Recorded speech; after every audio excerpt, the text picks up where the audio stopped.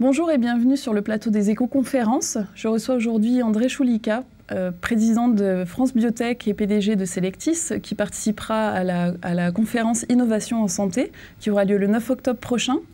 André Choulika, bonjour. Bonjour. Alors vous participerez à la table ronde sur le financement de l'innovation.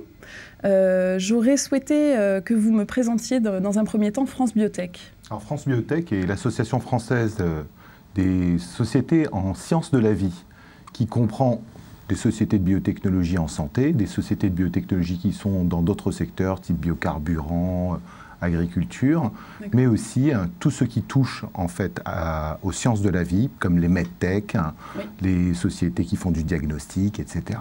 C'est l'ensemble des acteurs des sciences de la vie industrielles en France. D'accord. Alors, quel financement préconisez-vous pour amener ces entreprises donc, de biotechnologie jusqu'au marché boursier? Alors, le financement en France, classiquement, c'est fait par des moyens qui étaient tout d'abord ce qu'on appelle du Friends and Family, c'est-à-dire les amis, oui, les copains, toute la partie au moment de la création de la société. Oui. Et souvent, l'organisme d'où part l'innovation qui va permettre de créer cette société finance aussi, soit en apportant des brevets, soit en apportant des capitaux par diverses structures qui existent actuellement, comme par exemple Inserm Transfer, permettait l'amorçage de cette société-là. Maintenant, on commence à avoir des fonds d'amorçage, le Fonds national d'amorçage qui a été créé et qui va permettre d'injecter de l'argent dans tous ces fonds d'amorçage, suivi par du capital risque qui faisait les deuxième tours de table, troisième tour de table. Et enfin, c'était soit une cession, soit une introduction en bourse qui permettait de prendre le relais jusqu'au moment où la société atteignait la profitabilité ou finissait par être acheté par une autre société.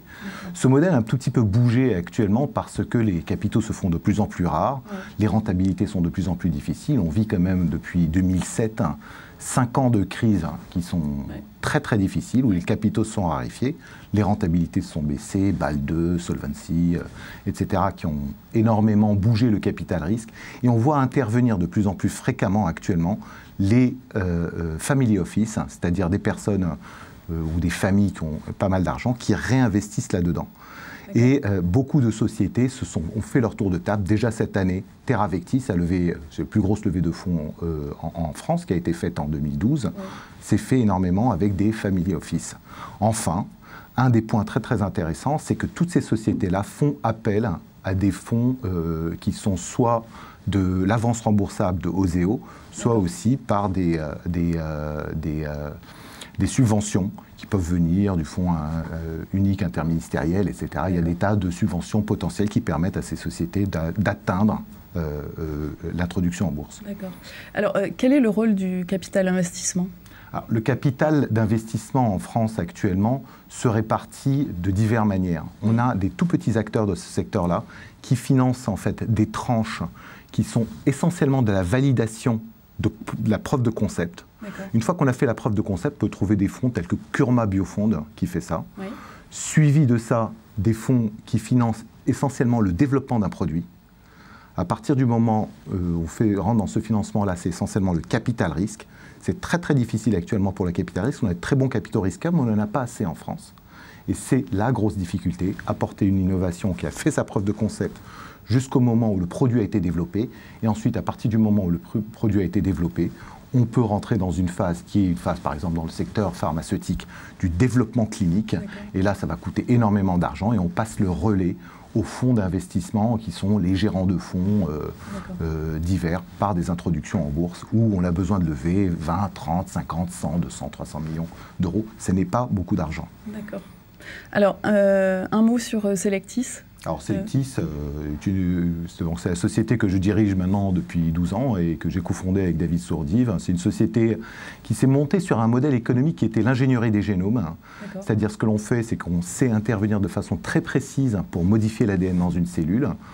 On a actuellement un groupe qui fait 200 et quelques personnes, qui est situé sur 5 sites dans le monde. On a 4 filiales. On est localisé en France, en Suède. On vient de racheter une société qui s'appelle Celartis en novembre 2011. Et aux États-Unis, à Saint-Paul, dans le Minnesota, où on a notre filiale plante. D'accord. Et alors justement, comment avez-vous financé la création de cette entreprise? Alors Selectis a été tout d'abord financé par du Family Office, donc des Friends and Families. Et on a levé, c'était en novembre 2000, 4 millions d'euros avec un Family Office.